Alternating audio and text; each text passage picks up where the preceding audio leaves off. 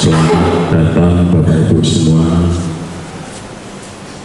Pada pagi hari ini kita bertemu lagi dalam rangka pemeriksaan laborat yang mana pagi hari ini yang DM ya ini yang mudah-mudahan semuanya terkendali. Baik, pada pagi hari ini kita mawon santai mawon, ngobrol-ngobrol mawon apa yang terkait masalah manajemen obat pada pasien diabetes. Ini diabetes ya, gula ya.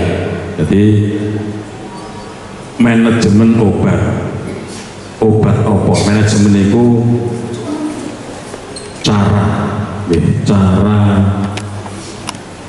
mengatur, menata, mempola, memanage obat apa sing kudu dikonsumsi ben gulanya itu atau gula darahnya itu bisa terkendali atau bisa turun. Jadi sekali lagi Bapak Ibu,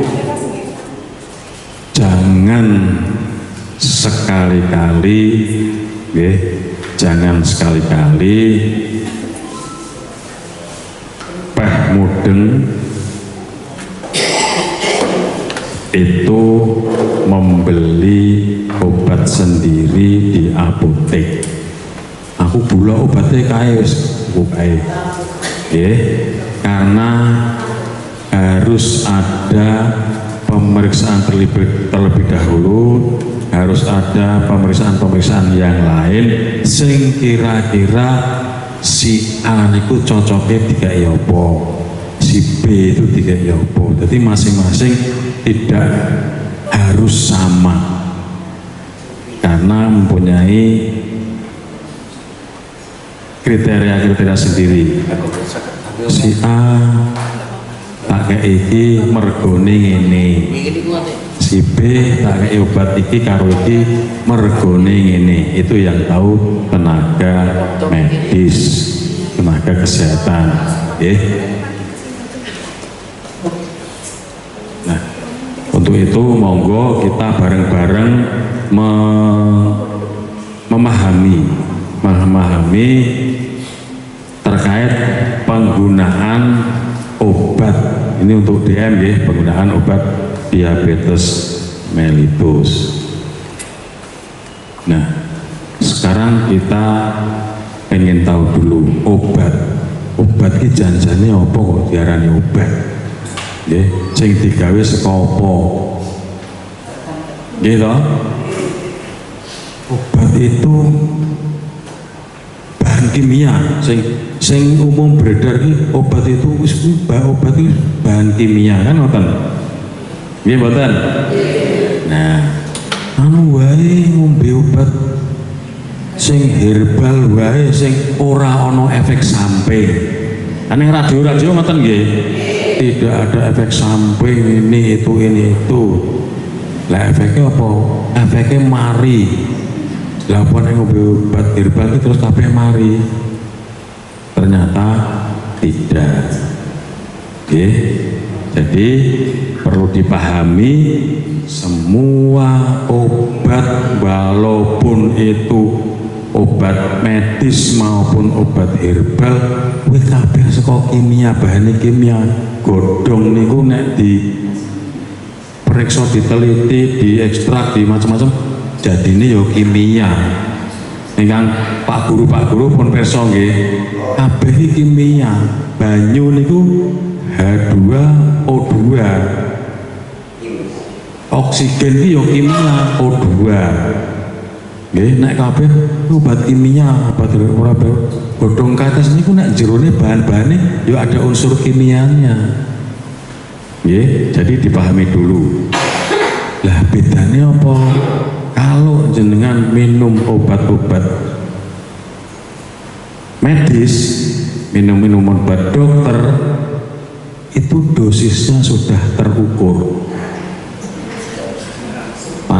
paracetamol 500 mg untuk dewasa. Untuk anak-anak umur 2 sampai umur 12 tahun separone berarti 250 ml. Oke. Kalau misalnya jenengan beli obat-obat herbal yang tanpa ada rekomendasi dari Balai POM, itu obat itu sak botol, ini ngombene piye, takerane piye. Nah kadang-kadang bingung, nanti gelenggang, efek sampingnya muncul. Lah jare ora ana efek samping, sing ditekoni sinten? Bakule teng warung, teng pasar, mboten saged toh. Lagi, nah itu, ya. Monggo pinara. Jadi akan saya bacakan pengertian obat nggih. Obat adalah zat atau bahan yang digunakan untuk mencegah, mengurangi, menyembuhkan atau mengendalikan gejala penyakit. Perlu dipahami. Jadi obat itu untuk mencegah bisa. Minum obat cacing ben ora cacingen.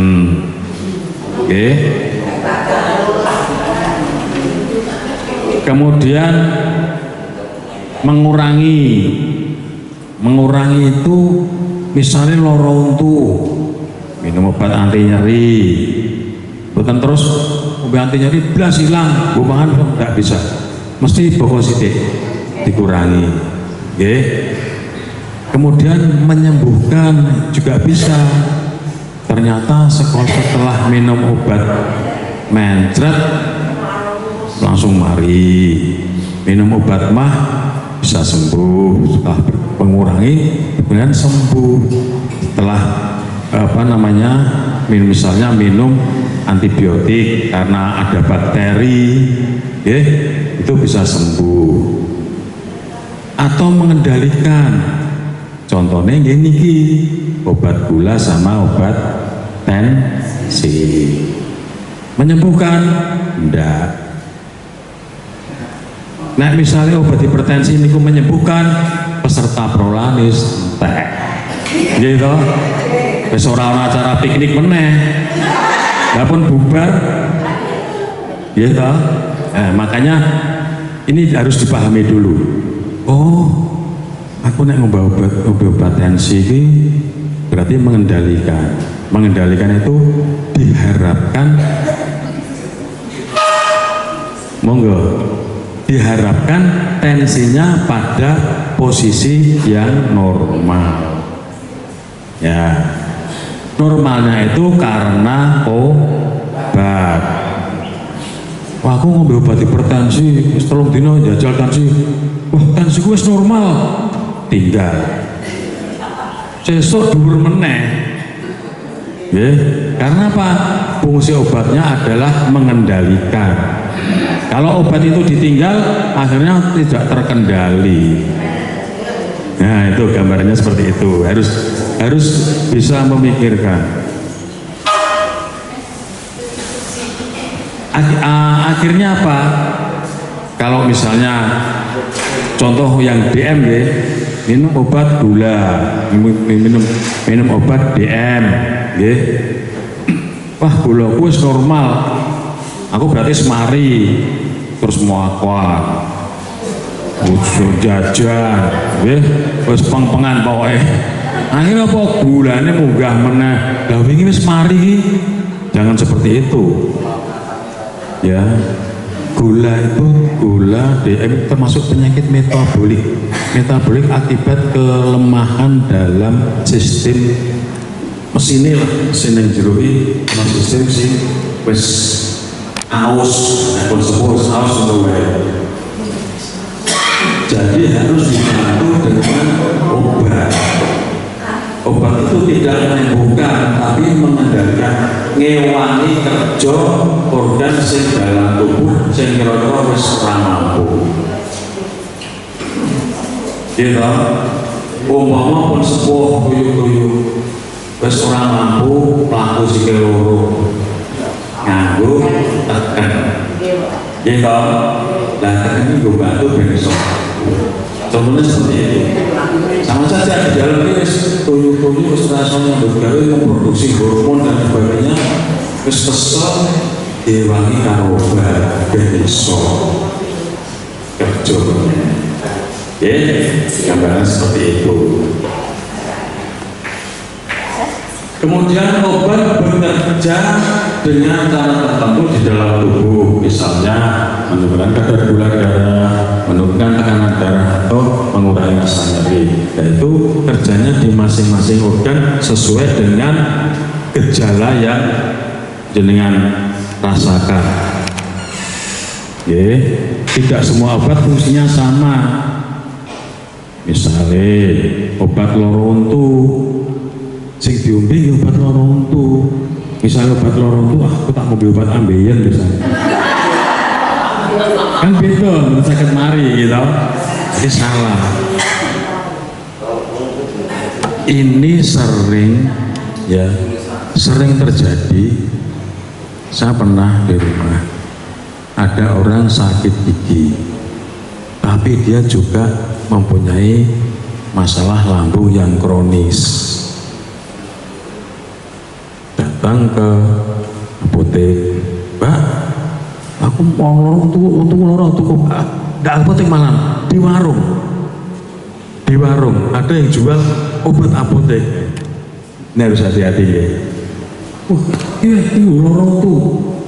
Justru obat itu justru sangat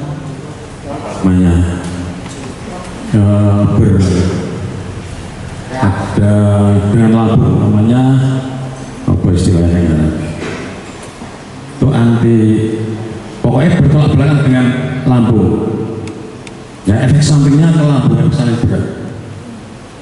Begitu minum obat itu selang 15 menit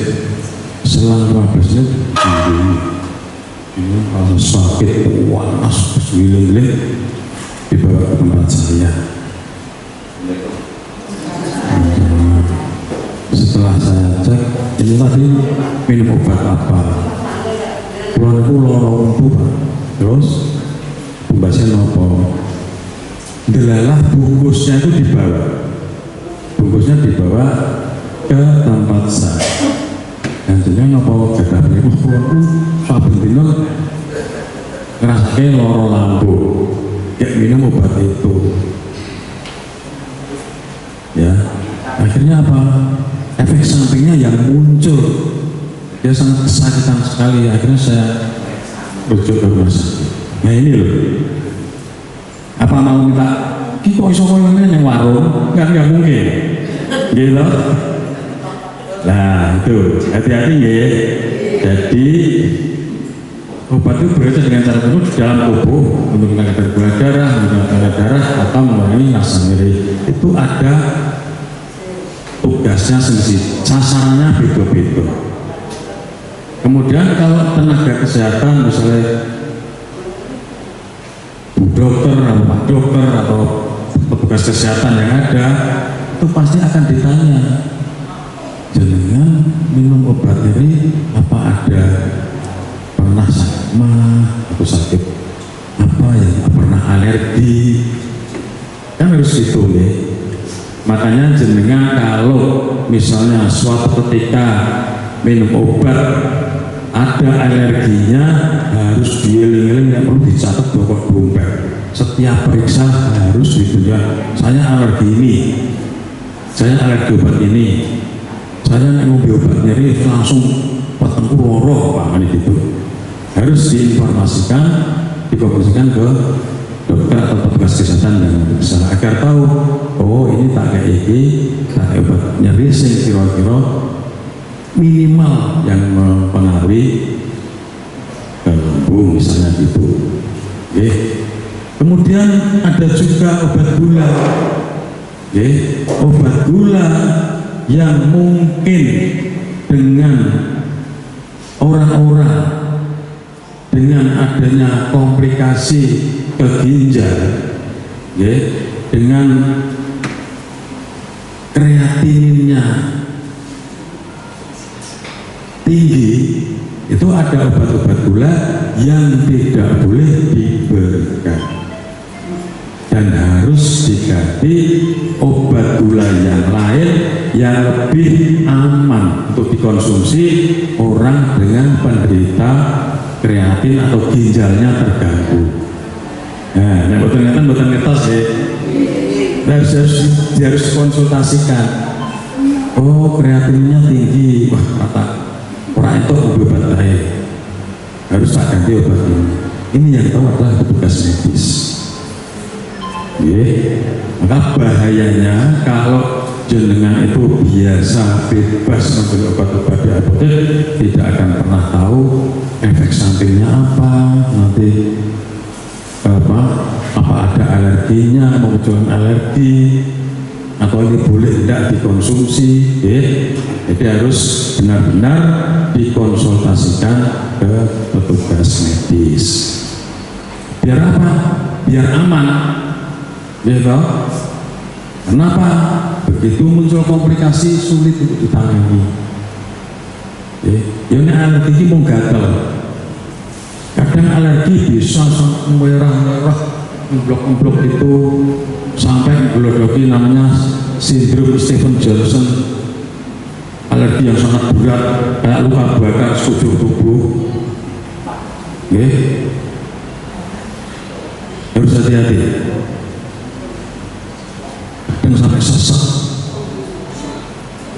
Ya, makanya harus benar-benar, apalagi jenengan yang sewu pun yang sepuh, ini sampai alergi yang Beni itu fisiknya sudah bukan kuat nahan, nonton ya.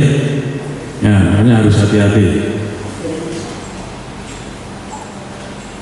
Kemudian obat berbeda dengan suplemen atau jamu karena telah melalui klinis dan memiliki bukti ilmiah tentang manfaat serta keamanannya. Boleh minum jamu, minum apalah, jamu gendong, itu nggak apa-apa. Tapi harus tetap hati-hati. Jangan belum jamu terus cepat sehat. Semua itu ada efek sampingnya. Ya. Apa yang kita lakukan ini mesti ada efek sampingnya. Harap mangan ya efek sampingnya. Efek sampingnya apa? Lagi pakai pengen masuk mangan sebuah tangan, dikai gereh apa pindah, ditinggal terus di kondor kucing. Gitu. Jadi efek samping semua ada efek sampingnya. Nah, orang hati-hati ada efek sampingnya. Ya. Jadi kalau suplemen beda, vitamin, misalnya vitamin apa? Vitamin harus hati-hati. Vitamin bebas, kalau aku sosial mobilnya sedikit pengen telu misalnya, dan harus aturannya misalnya pengen pisang. Apalagi suplemen yang dalam bentuk apa namanya? Epapiton, Extra Jos, Buku Bima, Ratindeng. Itu ternyata dari yang saya baca, saya pernah membaca mereka-mereka yang mengkonsumsi suplemen itu biasanya malah mereka-mereka yang supir-supir yang kesel keluar kutanan, terus berarti dia tak melek besok pemenang naik bodoh dua kota Jakarta 25 kuat. Itu ginjalnya berbahaya, ginjal, liver itu dan dalam semua berbahaya. Jadi harus hati-hati, jangan sampai aku beli enak orang kesel karena suplemennya itu. Nanti begitu mulai orang itu langsung sangat berbahaya terhadap organ-organ darah. Nih, karena obat itu sudah diuji klinis. Misalnya gawe obat gula, kan ada beberapa macam ya. Nanti ada beberapa macam. Oh, obat jenis ini bisa dikonsumsi untuk semua umur. Oh, obat gula jenis ini tidak boleh diberikan pada orang tua lansia, misalnya obat gula, karena begitu diberikan, monggo, karena begitu obat itu diberikan gulanya mudun surut, berbahaya untuk orang tua, lemes, perpet langsung mabut, tangisan, bingung.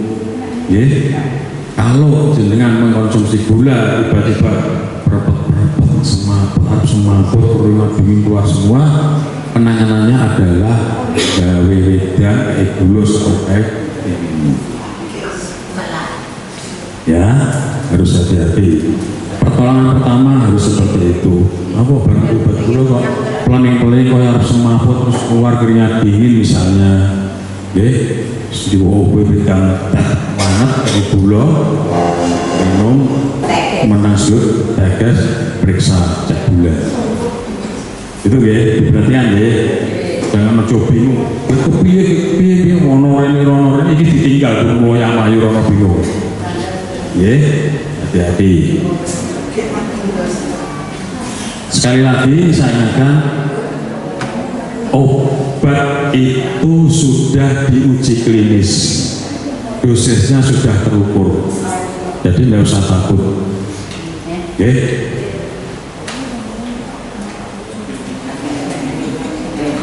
Nah, ini jenis-jenis obat untuk diabetes. Ada metformin, ada gliberit,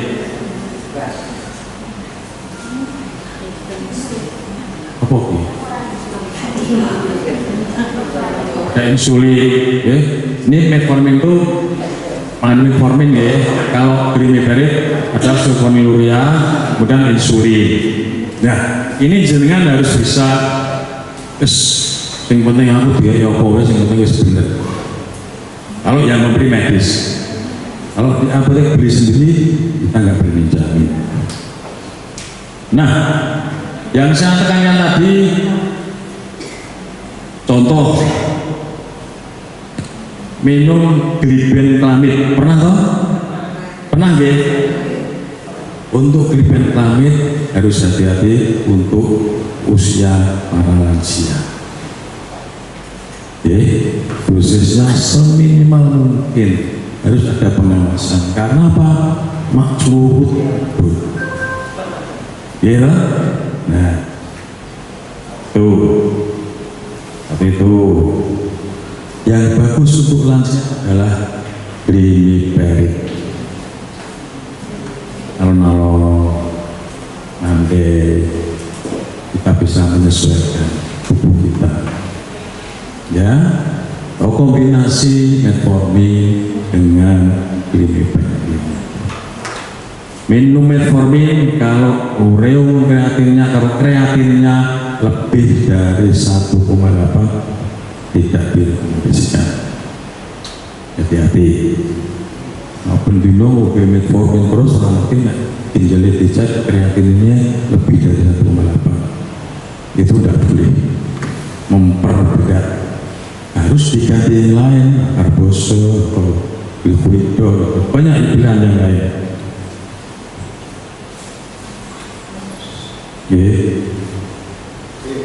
Nah, paling apik jadi insulin. Mergane apa?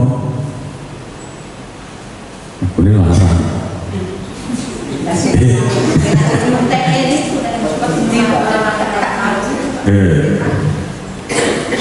Obat-obat itu semua bekerja membantu pankreas. Pankreas merangsang munculnya insulin. Gitu, pankreasnya loro. Ya, tapi kalau insulinnya itu dari suntikan yang baik kerja pankreas sudah ada sintetis. Tapi lebih baik itu juga semuanya obat-obat itu juga baik karena sudah terukur terukur kadarnya, terukur dosisnya. Yang penting jenengan harus rutin berubah.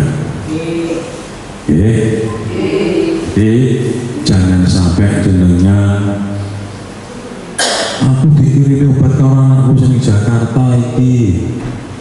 Saya sering nemu itu kok kesak ukeh kayak sak blok itu ya.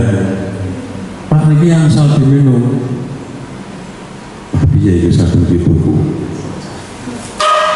Tapi tetap kalau itu memang misalnya seperti metformin, kalau itu tidak direkomendasikan karena ada gangguan fungsi ginjal, itu tetap saya tidak boleh untuk dikonsumsi. Ya, eman-eman orang eman-eman obatnya, eman-eman awake. Nggih.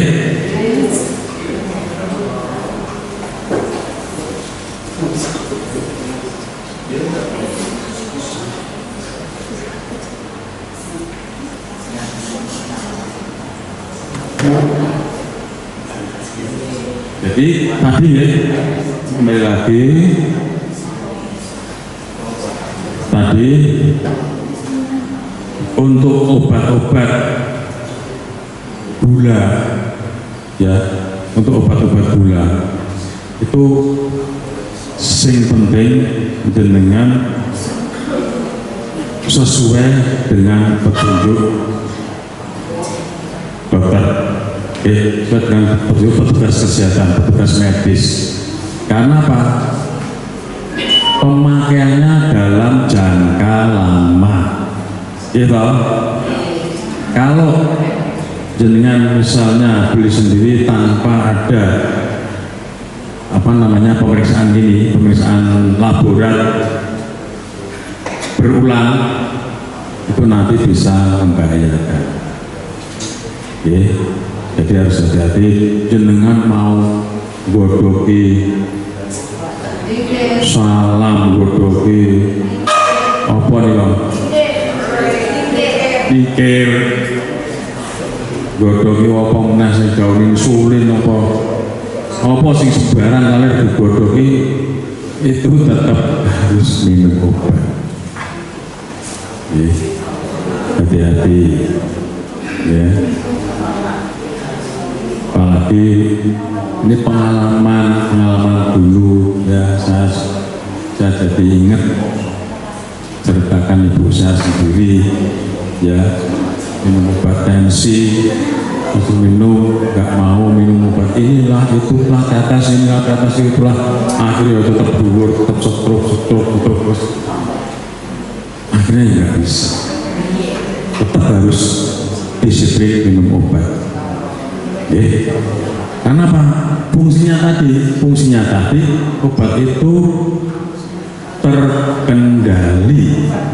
Untuk hipertensi kemudian tugasnya tidak menyembuhkan tapi mengendalikan.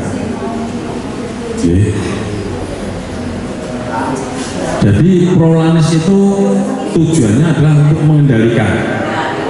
mengendalikan jangan sampai gulanya atau tensinya tinggi terus, akhirnya tidak terkendali, akhirnya muncul komplikasi. Intinya cuma itu. Kembali lagi ke 3 pola. Gitu. Kemarin waktu yang muslim ya, itu pengajian ya Pak Yoto, ternyata 3 pola itu sudah diterapkan oleh Nabi ya. Pola makan, pola hidup, pola pikir, itu kita baru tahu kemarin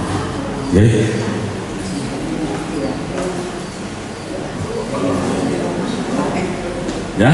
Ini keamanan obat penyakit kronis ya. Keamanannya piye? Aku nek ngombe obat terus obat darah tinggi piye? Nek ngombe obat DMI terus piye, kan gitu. Kadang-kadang saya ngerti, lah begitu ngombe obat terus ini ginjalmu rusak biasanya. Gitu. Cobi, sing ngomong ndika sing kok kowe ngerti nek njero saya kok ndi. Lah jarene Pak anu kae. Jarene kae lakuke juara kan jari-jari kabeh. Nggih. Nah, ini saya jelaskan nggih. Keamanan obat penyakit kronis aman. Obat diabetes dan hipertensi aman dikonsumsi dalam jangka panjang bila sesuai resep dokter. Harus ada etis dokter, perintah dokter. Sing aman, sing di, sing ora, sing di. Yang jelas aman. Yang penting adalah jangan menghentikan obat tanpa konsultasi dokter karena dapat menyebabkan komplikasi serius. Nah, tadi sing aturnya leres ya. Nah, ya ngerti-ngerti, bosan ngombe obat terus sesuai, ya muncul komplikasinya. Jadi harus benar-benar hati-hati. Jangan sampai mandek dewe, monggo mandek dewe pegang ngombe obat, akhirnya muncul komplikasi fatal ibaratnya.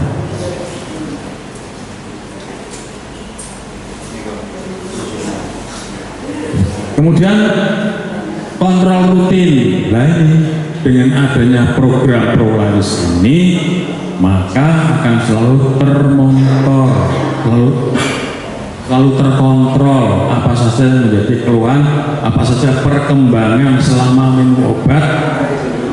Oh kok bulan ini kok ternyata hasilnya bagus, terkendali. Bulan besok terkendali. Terus bulan depannya terus lagi kok terkendali. Berarti predikatnya adalah BM terkendali. Itu ada rapotnya nanti di BPJS itu. Jadi 3 kali berturut-turut ada dinilai dari dinas kesehatan. Biar caranya terkendali bolak-balik yang 3 bulan tadi. Gitu, gampang ya. Nah,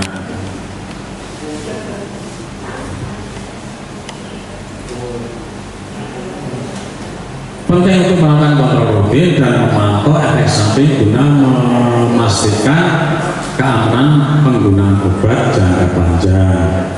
Efek samping itu bisa mungkin terjadi, namun biasanya ringan dan dapat diatasi dengan penyesuaian dosis atau mengganti obat. Ya ini, kalau sudah mulai muncul efek samping, itu nanti akan disesuaikan dosisnya atau bahkan diganti obat. Karena apa? Efek samping itu muncul biasanya dalam jangka lama. Kalau sudah mulai muncul ini diganti obat yang lain yang kira-kira efek sampingnya minimal. Yang penting sesuai dengan petunjuk dokter atau tenaga kesehatan. Betul nggih? Kalau semuanya sudah terkendali semua, program Prolaris berhasil, karet boleh buat tinggo piknik meneh. Lagi asing apa? Maksud pun terkendali yang senang-senang ya. Dan terkendali saya terkendali. Ya.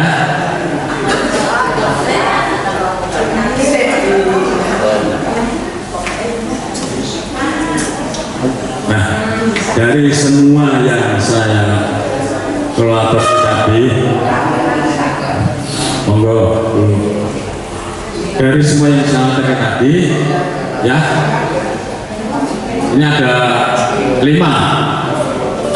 yang harus dipahami.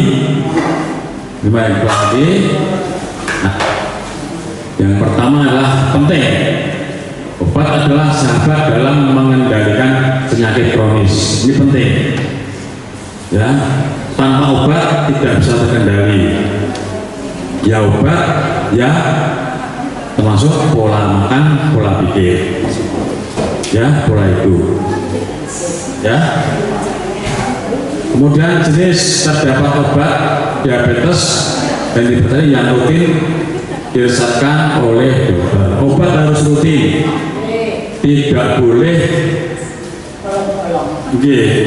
saking ngombe sesuk rong dina ora tak eman-eman. Obat di mana-mana. Sosok malah saking api-api tonggone barang dikai. Ya, saking ngomongnya. Ya. Penggunaan harus sesuai, obat harus sesuai aturan, ya. Jangan cuma sendiri, jangan beli sendiri. Maka obat ini diminum sebelum makan misalnya. Ya, nanti minum harus makan apa-apa dan seperti itu. Karena sudah ada ilmunya, ada sasarannya, ada takarannya, ada apa namanya kinerja obat itu waktu paruhnya harus sudah dihitung. Ya ini harus hati-hati. Kemudian keamanan, obat itu aman jika sesuai dengan petunjuk dokter atau aturan dokter. Konsultasi rutin dengan tenaga kesehatan sangat penting untuk menyesuaikan terapi. Terus pokoknya itu prolanis itu aman ya, karena selalu ada informasi-informasi dan monitoring yang selalu dilakukan terus-menerus. Dan yang penting adalah dari dalam diri sendiri, yaitu patuh minum obat. Kalau tidak patuh berarti siap-siap ngadang turunnya komplikasi. Itu, itu yang saya sampaikan. Mudah-mudahan tetap disiplin, tetap jaga 3 pola. Apa yang saya sampaikan tadi mudah-mudahan dipatuhi, ditaati, nggak usah takut selama itu masih dalam pengawasan petunjuk tenaga kesehatan. Monitor, prolanis tetap jalan. Akhirnya semuanya terkendali, tidak ada yang terkomplikasi. Ini itu yang saya sampaikan, mudah-mudahan bermanfaat. Terima kasih. Wassalamualaikum warahmatullahi wabarakatuh. Monggo bisa diteruskan.